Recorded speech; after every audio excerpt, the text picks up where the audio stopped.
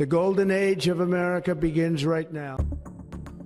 அமெரிக்க அதிபர் டிரம்பின் இரண்டாவது ஆட்சி காலம் தொடங்கி ஓராண்டு நிறைவடைந்து விட்டது. அமெரிக்காவின் பொற்காலம் மலரும் என டிரம்ப் கொடுத்த வாக்குறுதி இப்போது எந்த நிலையில் இருக்கிறது? 2025 அக்டோபர் மாதத்தில் அமெரிக்காவின் ஏற்றுமதி இந்திய மதிப்பில் 27.6 லட்சம் கோடியை எட்டியது. இது அந்த நாட்டின் வரலாற்றிலேயே மிக அதிகமான மாதாந்திர ஏற்றுமதி மதிப்பாகும். இருப்பினும் கடந்த ஆண்டின் அமெரிக்க ஏற்றுமதியின் ஒட்டுமொத்த வளர்ச்சி விகிதம் 2.5% மட்டுமே இருந்தது.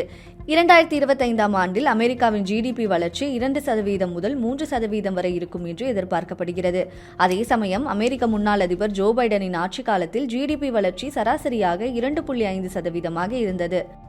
அமெரிக்கா பல நாடுகளுக்கு 25% வரை இறக்குமதி வரியை விதித்துள்ளது. சில குறிப்பிட்ட பொருட்களுக்கு வரி 50% வரை கூட செல்கிறது. இந்த வரிகள் மூலம் சுமார் 27 லட்சம் கோடி வருவாய் கிடைத்திருந்தாலும் இது இறக்குமதியில் மிகப்பெரிய வீழ்ச்சியை ஏற்படுத்தியுள்ளது. அமெரிக்காவில் வேலையில்லா திண்டாட்டம் 4.6% உயர்ந்துள்ளது.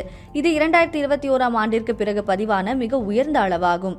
2025 ஆண்டில் 6 லட்சம் புதிய வேலைவாய்ப்புகள் மட்டுமே உருவாக்கப்பட்டன. இது 2024 உருவாக்கப்பட்ட 20 லட்சம் வேலைவாய்ப்புகளுடன் ஒப்பிடுகையில் 1/4 பங்கு மட்டுமே. ட்ரம்ப் H-1B விசாக்களுக்கு சுமார் 91 லட்சம் கூடுதல் கட்டணத்தை விதித்துள்ளார். இதன் மூலம் வெளிநாடுகளிலிருந்து திறமையாளர்களை வேலைக்கு அமர்த்த விரும்பும் நிறுவனங்கள் இப்போது ஒரு பெரும் தொகையை செலுத்த வேண்டிய கட்டாயத்தில் உள்ளன.